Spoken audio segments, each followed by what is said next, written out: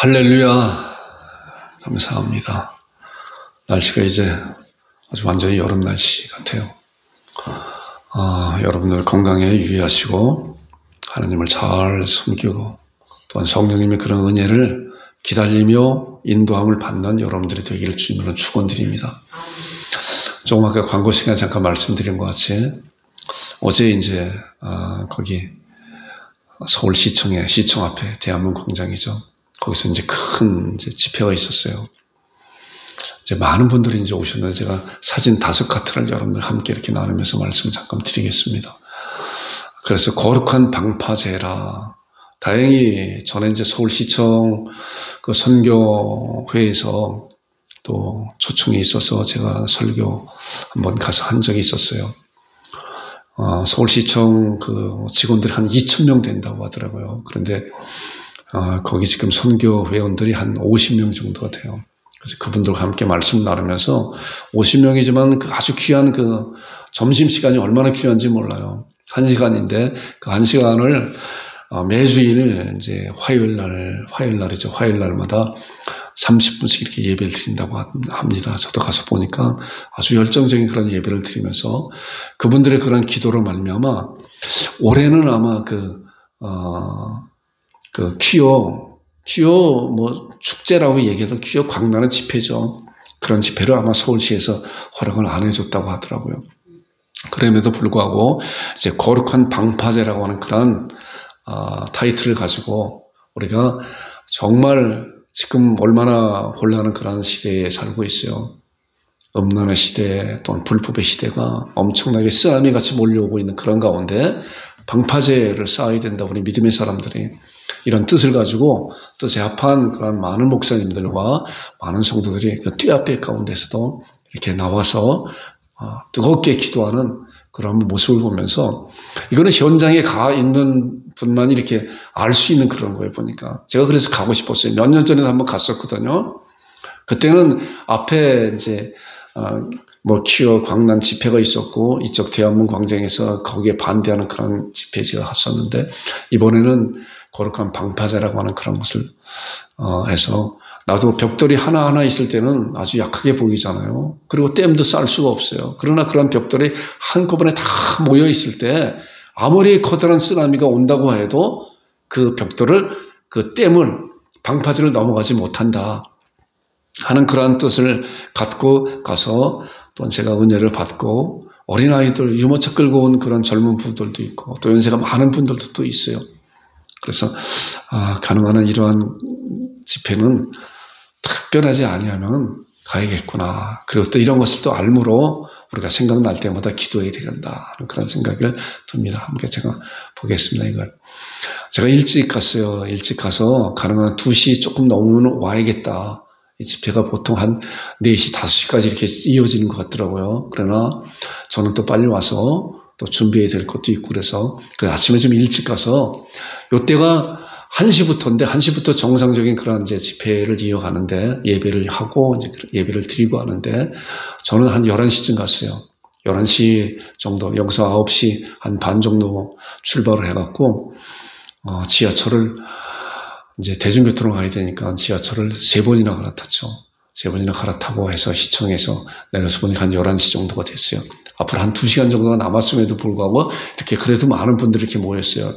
그리고 이게 이제 조금 전에 거는 보니까 이게 바로 시청 앞이거든요. 저 앞에 무슨 호텔인데 요거 그 다음에 있는 거는 요 옛날 국회의사당 뒤에까지 이제 거의 시간이 다 임박하니까 얼마나 사람들이 많이 몰려오는지 몰라요. 그럼에도 또 불구하고 사람들이 너무 많이 오니까 저 본부석 뒤편에 남대문에 있는 데까지 그쪽까지 또 사람들이 계속 저도 일부러 그쪽으로 가봤어요. 그쪽까지도 사람들이 계속 밀려와서 엄청난 인파가 엄청난 많은 하나님을 사랑하고 또한 하나님의 그런 법을 모독하고 또한 성경을 무시하려고 하는 불법과 그런 것이 판을 치는 그러한 세상에 이런 거룩한 자들이 있구나 하는 그런 생각을 하면서 갔다 왔습니다. 이것도 가서 보니까 제가 백석신학대학원 졸업생이잖아요. 우리 후배들도 이렇게 나와 있더라고요. 같이 또 이렇게 한번 사진도 찍어 봤습니다. 또 이 목사님은 이제 동기 목사님인데, 은평구에서, 열린문교회에 이제 담임하는 이제 그런 목사님이세요. 이 목사님하고 가끔 전화통화를 하는데, 얼마나 열정 있는 그런 목사님인지 모르세요. 그리고 아주 애국하시는 목사님이고, 이러한 일에 아주 발벗고 나서서, 이렇게 나와서, 이제 그날, 어제는 이제 만나려고 해도 만날 수가 없어요. 어떻게 뭐 사람들이 많은지. 나중에 사진을 이렇게 보내고 이렇게 봤습니다. 그래서 이 목사님과 가끔 전화 통화하면서 함께 또한, 말씀으로 나누고 또는 기도로 나누고 하는 그런 목사님입니다. 거룩한 방파제라고, 거룩한 방파제 제가 말씀드렸같이 이 방파제, 기도로서 방파제를 이런 음란의 불법의 그런 쓰나미가 몰려올 때 이것을 막을 수 있는 그런 것이다. 어제 어느 목사님께서 그런 말씀하시더라고요. 강단에서 영국에 있는 어느 목사님이 정말 영국이고 미국이고 유럽 국가들이 어떠한 나라예요. 기독교 국가로 세워진 그런 나라임에도 불구하고 우리나라에 얼마나 100년 전, 100몇십 년 전에 선교사를 파송해서 우리나라에 복음을 전한 그런 나라들이잖아요. 그런데 지금 다 무너졌다는 거예요. 다 무너졌다는 거예요. 포괄적 차별금지법을 통과하고 나면은 그것이 얼마나 교묘하게 사단 마귀가 교회를 흔들어버리고 교회를 무너뜨리려고 하는 거라는 거예요. 대한민국이 마지막 희망이라고 그분이 이 강단에서 말씀하신 거 목사님한테 말씀하고 있는 거예요. 저도 그렇게 생각이 되어져요. 대한민국이 하나님의 마지막 희망이구나. 마지막 희망이구나. 포괄적 차별금지가 통과가 되면 어떤 결과가 나오냐면은 양성평등이라고 하는 거예요. 양성평등이 보편이잖아요. 양성평등은 뭐예요? 남성과 여성의 평등이라고 그러잖아요. 그 말이 불법이 되는 거라는 거예요. 그거 고발하게 되면 걸려 들어간다는 거예요. 성평등, 성평등 뭐 아주 교묘하잖아요. 우린 잘 몰라요. 근데 그런 거 자세히 보게 되면은 단어 하나하나에도 아주 무서운 것이 담겨 있다는 거예요. 성평등은 뭐예요? 남성, 여성, 제3의 성이 있다는 거예요. 그렇기 때문에 양성평등이라고 하는 것을 쓰면은 이것은 불법에 걸린다는 거예요. 그리고 화장실 있잖아요. 지금 남성 화장실, 여성 화장실 있는 거 당연하잖아요. 그 법이 통과되게 되면은 다른 화장실도 만들어야 된다는 거예요. 만들지 않으면은 고발하게 되면 걸린다는 거예요. 이게 이렇게 무서운 법인데도 이걸 잘 모른다는 거예요. 목욕탕은 그 전에 얼마 전에 미국에서 남성이 나 여성이다라고 하면 여성이라는 거예요. 그리고 여성 목욕탕에 간다는 거예요. 이런 일이 그럼에도 불구하고 카운터에서 여성 목욕탕에 가는 사람 보고도 막지를 못한다는 거예요. 왜? 법이 통과됐기 때문에. 합법이라는 거예요. 그게. 법이 통과되지 않은 우리나라에서는 불법인데 그것이 통과되게 되면 그런 것이 합법화되고 그러니까 불법이 합법화되고 사회가 엉망진창으로 돌아가는 그런 것이 된다는 거예요. 하나님은 마지막 시대에 우리 대한민국 교회를 세워서 정말 우리도 깨어서 이런 부분에 대해서 정말 깨어서 기도하면서 많은 분들이 함께 또 이런 기회가 되게 되면 여건이 되면 한번 참여해서 같이 또 부르짖고 기도하고 또 반대 의사 표시하고 하는 것이 믿음의 사람들이 해야 될 그런 일이구나. 제가 가서 많은 것을 경험하고 보면서 또한 눈물이 나오고 이제 그랬어요.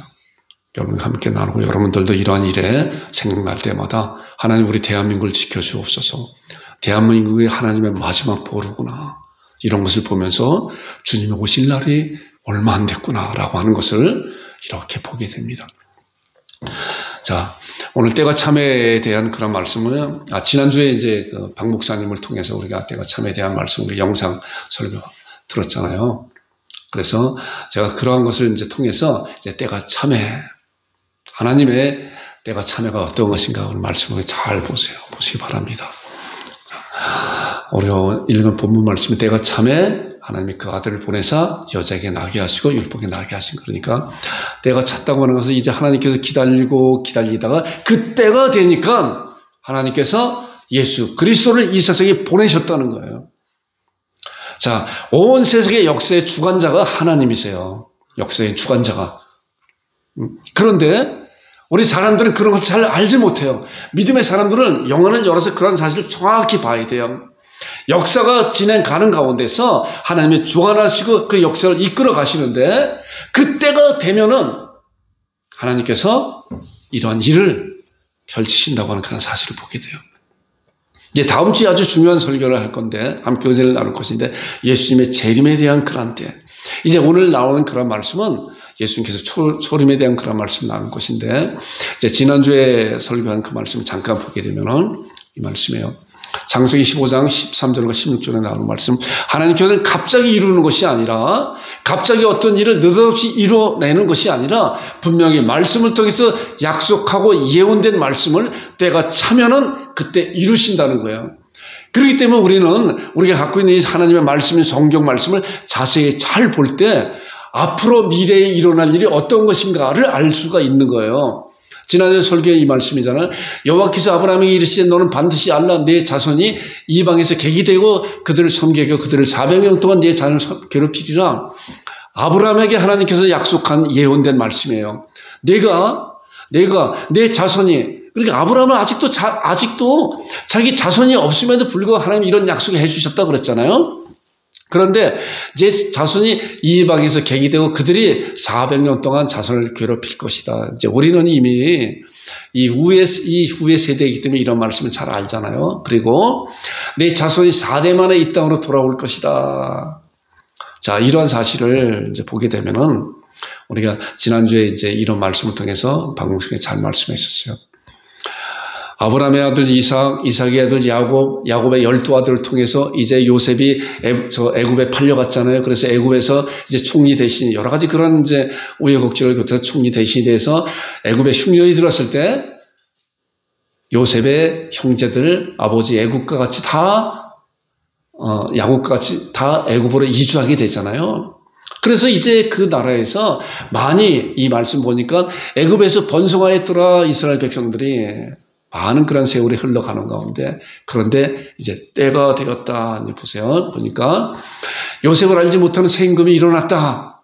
요셉을 알지 못하는 새 임금이 일어나서 뭐예요? 하나님께서 아브라함에게 약속하신 때가 가까웠다라는 거예요. 자, 이 말씀을 보니까 하나님께서 아브라함에게 약속하신 그때 이미 하나님께서 약속해 놓으시고 그 시간을 기다리고 때가 되었을 때 그 약속을 성취하시는 분이라고 하는 사실을 우리가 이런 말씀을 통해 알게 되잖아요. 그리고 이제 누구를 사용했어요? 그때가 40년 전에 이제 모세가 애굽에 이제 왕자였었잖아요. 왕자였었는데 이제 40세 후에 이도로에서 사유가 돼서 거기서 이제 또 살고 있다가 40년 참에 이제 아들을 둘 낳게 되잖아요. 그리고 40년이 찼다고 하는 것은 모세가 80이 되었다. 40년이 참에 천사가 시내 광야에서 가시떨기 불꽃 가운데서 그에게 보시고는 자, 이제 누구를 사용하냐면 모세를 사용하는 그때가 찼다라고. 그때 모세가 태어나서 80세가 되었을 때 하나님께서 이제 이때다. 내가 너를 통해서 아브라함에게 약속한 이스라엘 백성들을 400년 후에 네가 살고 있는 가나안 땅으로 옮기겠다라고 하는 그런 사실을 이런 말씀을 통해서 우리가 알고 하나님께서 그때를 이제 성취하셨잖아요. 그 창세기 15장 16절에 보니까 내 자손이 4대 만에 이 땅으로 돌아오리라 라고 또 약속했잖아요. 아까 봤죠? 이는 아모리 족속의 죄악이 아직 가득 차지 아니함이라. 자, 이 4대가 뭐예요? 정확하게 하나님께서는 아브라함에게 약속한 그 약속이 4대가 보니까 이제 요셉을 통해서 요셉이 이제 야곱의 12아들 중에서 이제 11번째 아들인데 요셉을 통해서 야곱의 그 12아들들이 다 이제 이주를 하게 되잖아요. 그런 가운데 보니까 몇 세대냐고 하면은, 레위가 1세대고, 2세대 고앗, 아브람 3세대, 그 다음에 4세대 모세를 통해서 정확한 그때가 이미 예언된 그 약속된 말씀 가운데서 모세를 통해서 이스라엘 백성을 구출하게 되죠. 우리가 지난 주간에 이제 이 말씀까지 같이 함께 나눴어요.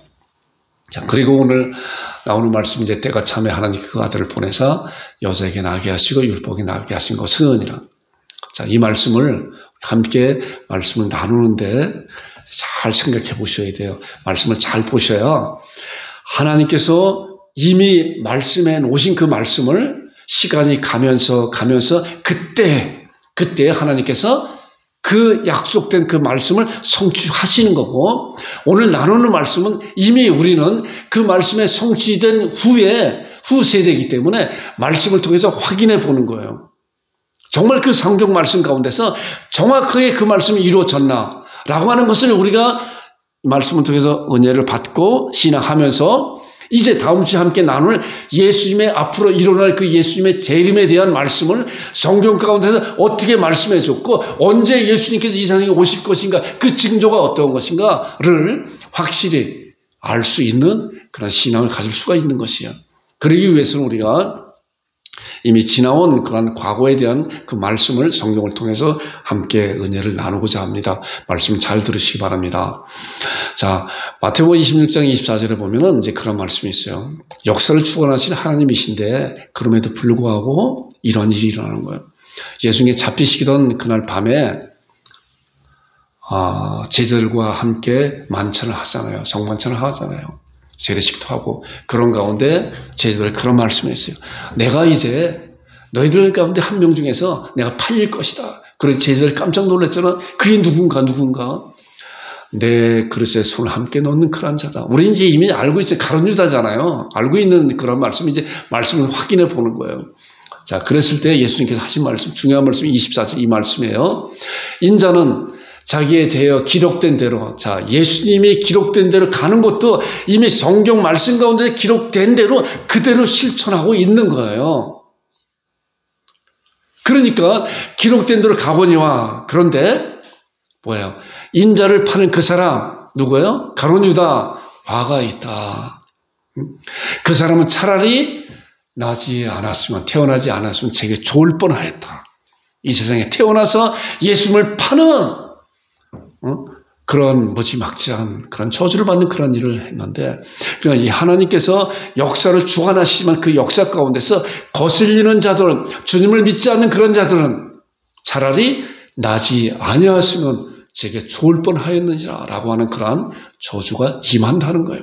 우리는 살아계신 하나님을 믿고 하나님의 예배드리는 놀라운 은혜 가운데 있다고 하는 그런 사실을 이러한 것을 통해서 하나님의 역사 가운데, 하나님의 이 인류의 역사 가운데 인도하시는 그런 가운데 우리가 그 안에 포함되어 있다고 하는, 영광스러운 그 안에 포함되어 있다고 하는 그런 것을 생각할 때 우리가 얼마나 감사한가. 하나님 앞에 감사드리는 여러분과 제가 되길 주님으로 축원드립니다. 자, 그 다음에 이제 민수기 23장에 나오는 말씀 보면 이 말씀이에요. 하나님은 사람이 아니시니, 이제 성경 하나님의 인생이 아니시니 거짓말을 하지 않으시고 인생이 아니시니 후회가 없으시도다. 자, 그 다음에 나오는 말씀에 어찌 그 말씀하신 바를 행하지 않으시며 하신 말씀 실행하지 않으시냐. 그러니까 하나님은 사람이 아시기 때문에 거짓말을 하지 아니하고 인생이 아니기 때문에 후회가 없다. 한 번 말씀하고는 후회하지 않는다. 왜? 전능하신 하나님이시기 때문에. 그렇기 때문에 하나님께서 하나님의 입술을 통해서 나온 그 말씀은, 기록된 성경 말씀은 분명히 때가 되면은 이 말씀 보니까 그 말씀 말을 행치 않으시며 그 말씀을 실행치 않으시랴. 정확하게 실행하신다고 하는 그런 사실을 우리가 이 말씀을 통해서 알게 됩니다. 자, 그렇기 때문에 이제 예수님의 초림과 예수님의 재림에 대한 그런 말씀을 이제 함께 나눌 것인데, 오늘은 예수님의 초림에 대한 말씀을 보겠어요.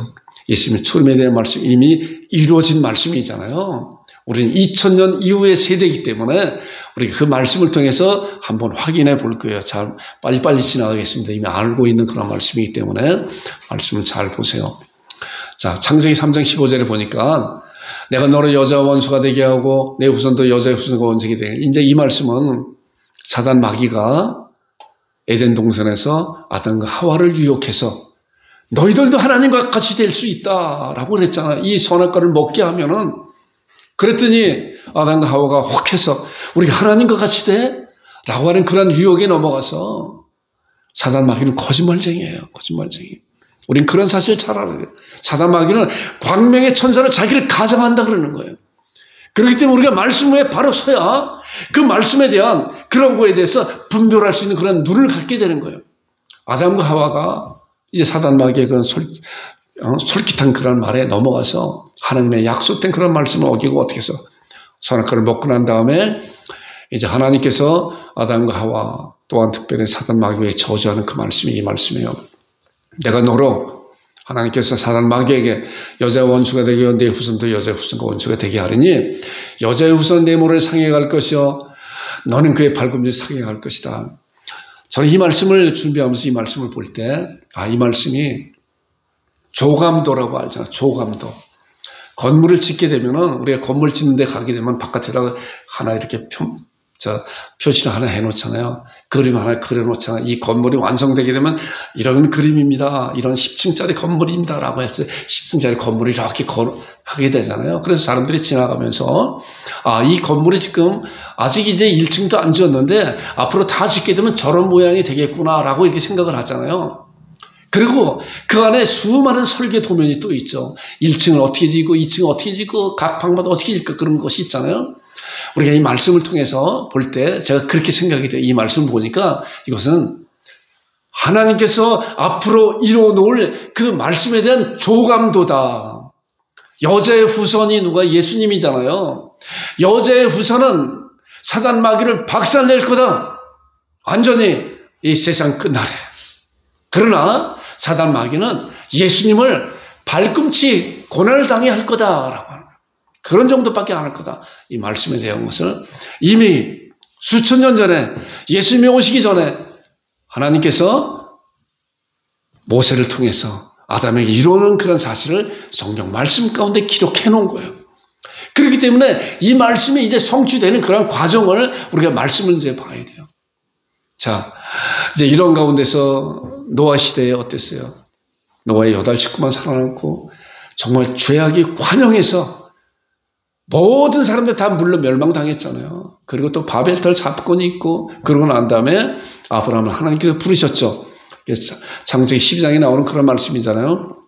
12장 1절부터 3절까지 나오는 말씀인데 길기 때문에 제가 짧게 좀 요약을 해봤어요. 여호와께서 아브라함에게 이르시되 너는 너의 고향과 친척 아비 집을 떠나 내가 내게 보여줄 땅으로 가라. 가나안 땅으로 가라. 너의 본토 친척 아비 집을 떠나서 가라. 라고 하나님께서 아브라함을 부르셨죠. 자, 아브라함은 그 말씀에 순종해서 갔잖아요. 내가 너를 큰 민족을 이루고 내 이름을 장대케 하리니 하나님께서 아브라함에게 주시는 말씀이에요. 자, 그 다음에 나오는 말씀이 땅의 모든 족속이 너로 말미암아 복을 얻을 것이라. 아까 말씀 보니까 아까 창세기의 말씀은 여자의 후손인데 여자의 후손으로 통해서 이 땅이 평정되고 사단 마귀가 멸망당할 거라고 하는 그런 약속된 그 말씀이 이제 구체적으로 자, 이제 설계 도면이 우리 조감도를 봤잖아요. 이것이 이제 하나의 설계 도면이라고 볼 수가 있어요. 땅의 모든 족속이 자, 여자의 후손으로 말미암아 땅의 모든 족속. 그렇기 때문에 유대인이나 헬라인이나 종이나 자유자나 남자나 여자 없이 그리스도 안에서 하나라고 하는 갈라디아서 3장 27절에 나오는 그런 말씀과 같이 우리 대한민국 우리들도 이방인이지만은 육신으로 이방인 같지만은 하나님의 믿음의 자녀로서 땅의 모든 족속이 아브라함의 자손이 되는 그런 놀라운 약속을 아브라함에게 약속해 주셨단 말이에요. 그러면 이러한 사실을 어떻게 이뤄나갈 것인가? 자, 큰 것만 말씀 나눌 거예요. 큰 것만. 자, 보니까 우리 이사야 7장 14절의 말씀 잘 알잖아요. 그 여자의 후손이 뭔가, 여자의 후손이 뭔가. 우리 이미 알고 있지만은 자, 이 말씀이 예언된 말씀이 예수님이 오시기 약 700년 전에 예언된 이사야 선지자의 말씀이잖아요. 그러나 주께서 친히 징조를 너에게 주실 것이라 보라 처녀가 잉태의 아들을 낳을 것이라 그의 이름은 임마누엘이라. 그 여자의 후손이라고 하는 것은 처녀를 통해서 이 세상에 태어날 그분이시구나라고 이 말씀을 통해서 알게 되잖아요. 근데 당시에 그 사람들은 이 말씀을 통해서 알았을까요? 말씀은 지식적으로 알고 있었겠지만은 이 말씀이 실제로 어떻게 이루어질 거, 어떻게 처녀가 잉태할 것인가에 대해서 잘 이해가 되지 않잖아요. 우리는 나중에 알았잖아요. 하나님께서 성령님으로 말미암아 마리아에게 통해 잉태케 했잖아요. 이제 다음에 좀 나올 겁니다. 말씀이. 그 다음에 그 여자의 후손이 어디서 태어날 것인가? 미가서 5장 2절에 보니까 베들레헴 에브라다야 너는 유다 족속 중에 작을지라도 이스라엘 다스릴 자가 내게서 내게로 나올 것이라 그의 근본은 상고의 영원이라. 그 여자의 후손으로 나올 그 메시아가 베들레헴에서 태어날 거구나. 말씀 가운데서 예수님 오시기 약 500년 전에 예언된 말씀이에요. 그 이후에 우리 하나님께서 때가 되니까 정확하게 베들레헴에서 예수 그리스도가 이 세상에 태어나신 그런 사실을 보게 됩니다. 자, 그 다음에 다윗의 궤에서 오신다고 또 말씀하고 있어요. 자, 예수 그리스도가 갑자기 오시는 것이 아니라 수백 년, 수천 년 전부터 하나님께서 말씀하고 예언하고 하신 말씀에 이 예레미야 23장 5절 보니까 여호와의 말씀이나 보라 때가 이르면은 내가 다윗의 한 의로운 가지고 내가 한 번 의로운 가지 바로 메시아가 올 것이다. 일 것이다. 그가 왕이 되어 지혜롭게 다스리며 세상에서 정의와 공의 행할 것이다. 라고 하는 그런 말씀을 예언했어요. 자, 이 예언된 말씀에 대해서 이제 한번 볼 거예요. 자, 보니까, 자, 그리스도, 메시아, 구원주가 여자의 후손이 어디서 나셔야만 되는 것인가? 우리 지금 말씀, 구약 성경에 예언된 말씀을 봤잖아요. 수천 전부터 수백 년 전까지 예수님 오시기 전에 예언된 말씀을 보니까 어디서 나셔야 돼요? 처녀의 몸에서 나셔야 된다. 그래 그리스도다. 그 다음에 베들레헴 땅에서 나와야 된다. 그래 그리스도다. 그 다음에 다윗의 후손에서 다윗의 계보를 통해서 나오셔야 이분이 바로 하나님께서 약속된 그런 메시아 그리스도라라고 하는 거예요. 자, 정말 그렇게 나오셨나? 한번 보세요. 보니까 마태복음 1장 18절에 그러잖아요. 예수 그리스도 나심이 이러하니라 그의 어머니 마리아가 어떻게 해요? 요셉과 약혼하고 동거하기 전에 아직 처녀잖아요. 성령님으로 잉태된 것이 나타났다. 그러니까 처녀에서 몸에서 나신다고는 이사야 7장 10절에 나오는 그 약속된 말씀이 이루어졌잖아요. 우리 알고 있는 그런 말씀인데 성경을 통해서 이 말씀을 확인해 본 거예요. 자, 그 다음에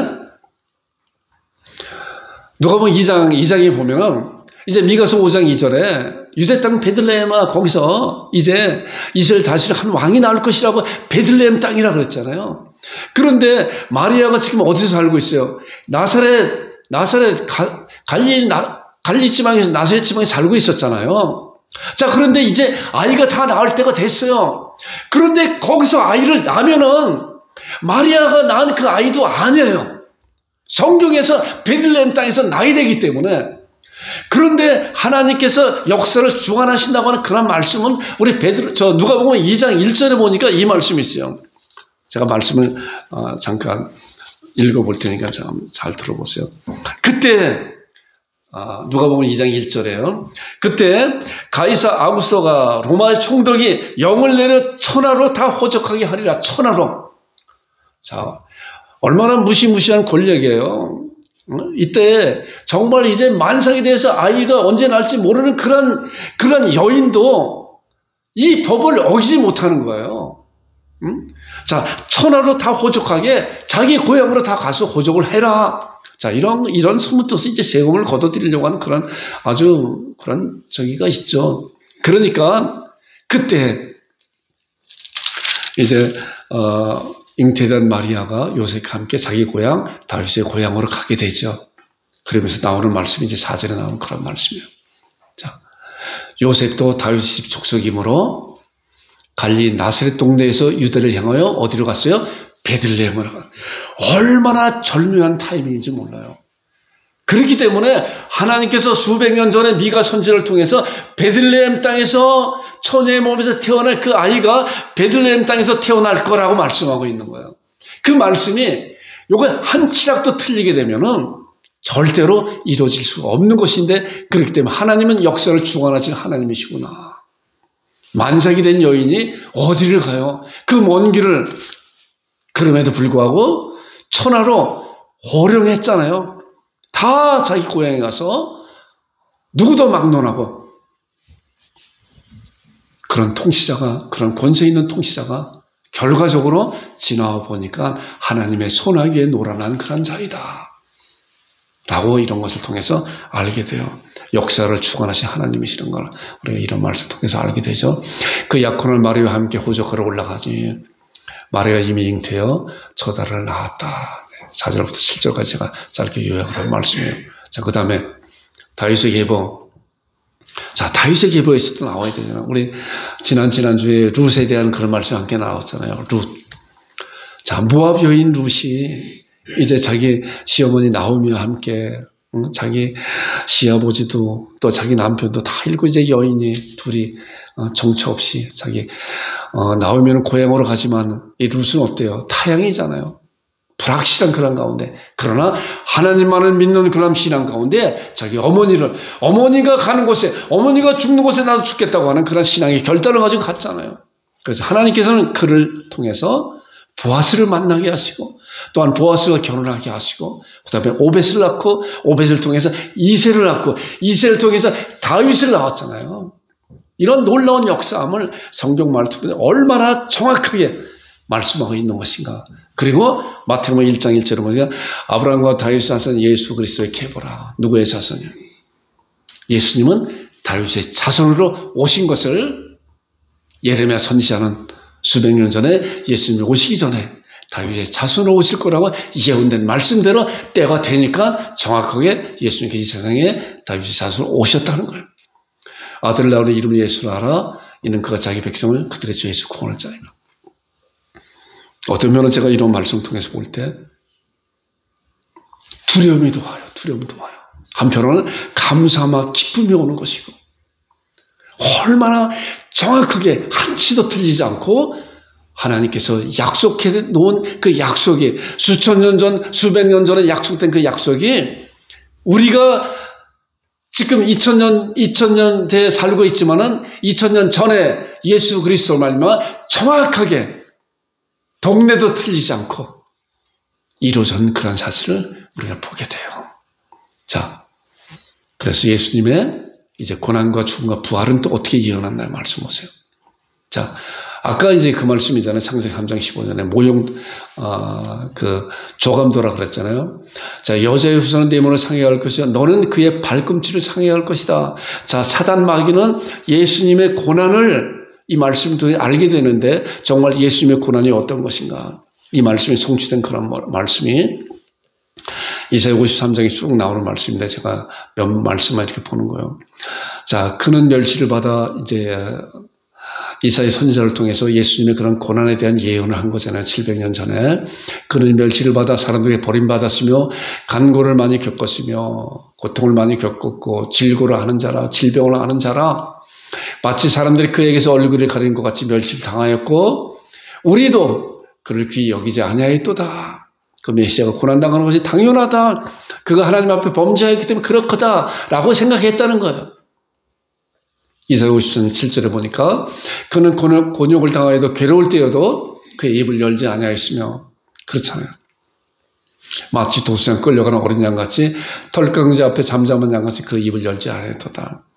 예수님께서 십자가 달리실 때 입을 열지 않으시고 한 말씀만 해도 자기를 저주하고 십자가 달리는 모든 사람들은 한 말씀에 다 처단할 수 있지만 예수님 오히려 하나님 앞에 저들이 하는 일을 저들이 알지 못하니 저들을 용서해 달라고 정말 하나님 앞에만 입을 여는 그들을 향해서 잠잠한 그런 주님이라고 하는 그런 사실을 700년 전에 이사야 선지자로서 이미 예언된 말씀이 정확하게 이루어진 사실을 우리가 성경을 통해서 알게 됩니다.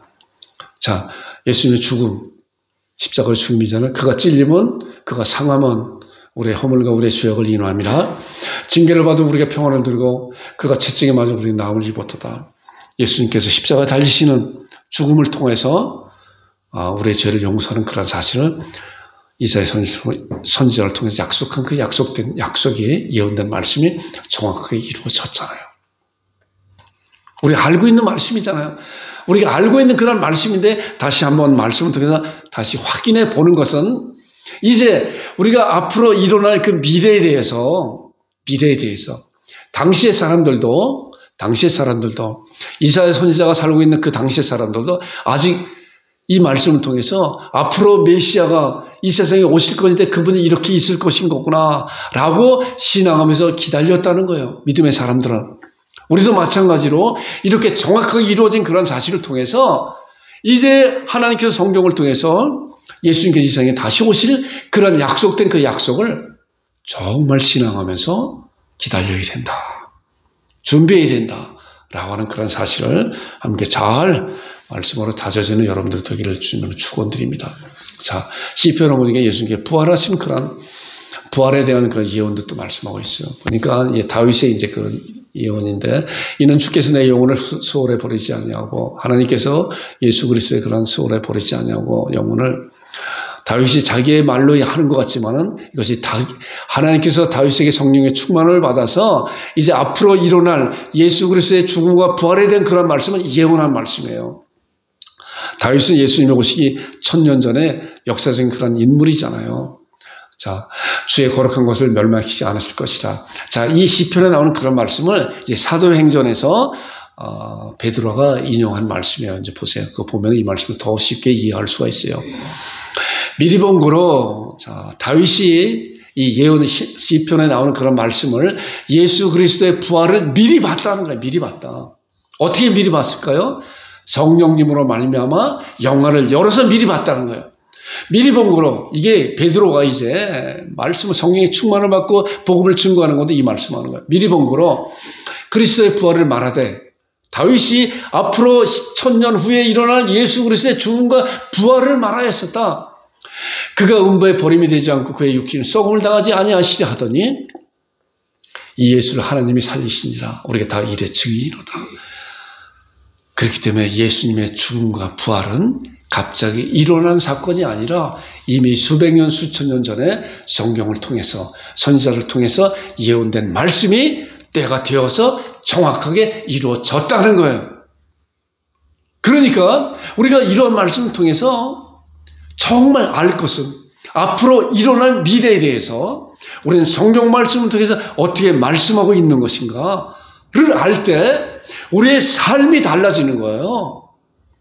하나님께서 성경을 통해서 정확하게 말씀하고 있다는 그런 사실을 우리가 이런 말씀을 통해서 정말 한치도 틀리지 않고 성경 말씀에 예언된 말씀을 아까 말씀같이 하나님의 인생이 아닌 시건치 아니고 인자가 후회가 없으시더라. 어찌 말씀한 바를 행치 않으시면 하신 말씀을 실행치 않으시랴 라고 하는 그런 말씀과 같이 하나님의 말씀해 놓은 그런 약속은 정확하게 때가 되어서 그 말씀을 이루어 놓는다고 하는 그런 사실을 우리가 이번 시간을 통해서 잘 다져지는 여러분들과 제가 되기를 주님 여러분 축원드립니다.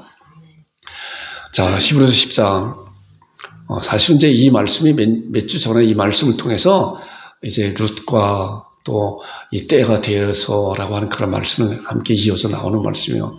자, 히브리서 10장에 보니까 예수님께서 이제 부활을 하시면서 어떻게 되나 오직 그리스도는 죄를 위하여 한 영원한 제사를 드리시고 영원한 죽음과 부활을 드리시고 어떻게 해요? 부활하심으로 하나님 우편에 앉으시고 그리고 그 후에 자기 원수들을 자기 발등상 되게 하실 때까지 우리 주님께서는 이제 하나님의 보좌 우편에서 그때까지 기다리고 계시다고 하는 거예요. 그때까지. 그때가 언젠가. 그때가 언젠가. 자, 그 말씀에 대해서 다음 주에 함께 은혜를 나눌 거예요. 자, 보세요. 그래서 이제 고린도서 15장 3절 4절에 보니까 내가 받은 것을 먼저 너에게 전하였노니 이는 성경대로 자, 사도 바울이 이제 복음 전도하는 가운데 고린도 성도들에게 그런 말씀을 내가 받은 것을 먼저 너에게 전했다. 이는 내가 전한 것은 무엇이냐? 성경대로 그리스도께서 우리 죄를 위하여 죽으시고 장사지낸 바 되셨다가 그렇잖아. 성경 그대로 지금 우리가 말씀을 확인해 봤잖아요. 성경 그대로 십자가상에서 죽으시고 고난과 질고와 그런 것을 멸시를 통해서 이 십자가상에서 죽으시고 장사 지낸 바 되셨다가 어떻게 해요? 성경대로 어떻게 됐어요? 부활하셨다. 정확하게 성경대로 부활하셨다. 그래서 이제 지금 말씀드린 것 같이 우리는 뭐예요? 성경대로 예수님께서 이 세상에 다시 재림하실 것이다. 이런 사실을 정말 100% 신앙하고 믿는 자들의 그런 삶과 그냥 알고 있는 그런 삶과는 달라요. 차원이 달라요. 우리 지금 살펴봤잖아요. 말씀을 통해서 보니까 우리 이미 이루어진 사실이잖아요. 앞으로 일어날 사실은 재림이신데 이뤄놓은 사실을 성경 말씀을 통해서 보니까 갑자기 일어난 것이 아니라 수백 년, 수천 년 전에 예수 그리스도께서 이 세상에 오신다고 하는 그런 약속된 그 약속이 때가 되니까 하나님께서 정확하게 한치도 틀리지 아니하시고 이뤄놓은 사실을 우리가 성경을 통해서 보았잖아요. 이것이 하나님께서 말씀을 통해서 정확하게 말씀하고 그리고 이제 우리 하나님께서 앞으로 이 세상에 다시 오실 심판주의 재림을 오실 것이다. 저는 이 말씀을 생각을 하면서 이 생각이 들어요. 지나온 그런 말씀은 그 말씀을 믿지 않았다고 하여도 그 말씀을 예수님에 대한 말씀을 믿지 아니하였다고 해도 기회가 있어요. 기회가 있잖아요. 기회가 있어요. 왜? 역사가 흘러가기 때문에. 그런데 예수님의 재림은 기회가 없어요. 예수님께서 이 세상에 심판주로 오시면 온 인류의 역사는 끝나는 거예요. 그리고 심판주로 오셔서 하나님을 믿는 하나님의 자녀들은 어린양의 혼인잔치에 신부로서 참여하고 새하늘과 새 땅에서 영원히 사는 그런 놀라운 일이 벌어지지만은 그렇지 못한 아버지 하나님의 그런 놀라운 사랑과 은혜를 저버린 자들은 가룟 유다와 같이 차라리 나지 아니하였을 뿐 좋을 뻔하였다고 하는 그런 저주를 받는 그런 것을 빠져가게 되는 거예요. 기회가 없다는 거예요. 그러나 지금은 아직 예수님이 오시기 전이기 때문에 기회가 있어요. 기회가 있어요. 그래서 우리가 입술을 벌려서 예수님의 이름을 증거하고 또한 우리도 예수님의 오심을 시간대로 흘러가는 것이 아니라 역사가 흘러가는 대로 흘러가는 것이 아니라 우리는 흘러가는 그런 가운데 기다리는 거다. 기다리는 거다. 사모하며 기다리는 거다. 무엇을 사모하고 기다려야 되는 우리가 지금은 예수님께서 이 세상에 심판자로 다시 오시는 그분은 신랑 되신 그 예수님을 우리는 사모하며 기다려야 된다. 사모하며 기다리는 그런 신앙이 어떤 것인가? 성경은 분명히 앞으로 일어날 일에 대해서 말씀하고 있어요. 여러분과 제가 정말 그런 예수님의 신앙을 기다리는 그런 자들이 되기를 주님으로 축원드립니다. 다음 주에 함께 이 말씀에 대해서 은혜를 나눌 것입니다. 특별히 다니엘서 9장에 나오는 그런 말씀은 또 다니엘에게 70일에 대한 그런 말씀을 나누고 있어요. 이 말씀도 이제 다음 주 아니면 그 다음 주까지 한번 말씀을 나눌 거예요. 얼마나 정확하게 말씀하고 있는 것인가. 예수님 오시기 몇백 년 전에 있었던 그 다니엘을 통해서 앞으로 일어날 세상에 일어날 일에 대해서 70일로 날씨 청하였다 하는 그런 말씀에 대해서 우리 그 말씀을 잘 알고 신앙으로 여러분들의 되기를 주님을 축원드립니다. 결단 기도하겠습니다. 항상 제가 주장하지만 저도 그러한 신앙을 말씀에서 해야 됩니다. 말씀을 열어주세요. 우리 믿음의 분량대로 그런 사모하는 마음과 말씀을 열어주세요. 주님께서 말씀에 서게 하시고 예언된 말씀을 굳게 신앙하며 기다리는 자되게 하여 주옵소서. 대신으로 기도하는 그런 자되게 하여 주옵소서. 네, 이 시간 말씀을 붙잡고 기도하겠습니다. 기도하겠습니다. 아버지 하나님 감사합니다. 감사합니다.